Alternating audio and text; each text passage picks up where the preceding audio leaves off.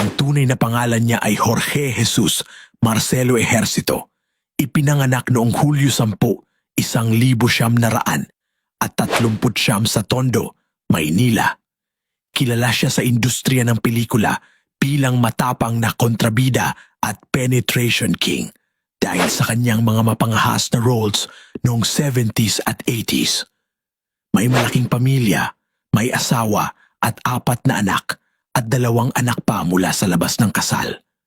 Ang ilan ay pumasok din sa showbiz at sports. Kapatid siya ni dating Pangulong Joseph Estrada kaya ang pamilya niya ay kilalang-kilala sa pelikula at politika. Bukod sa kanyang bold roles, nanalo rin siya ng FAMAS Awards dahil sa galing sa pag-arte. Pumanaw siya noong Agosto 8, 1988 dahil sa cancer sa buto na iniwanan ng malalim na alaala sa Philippine cinema.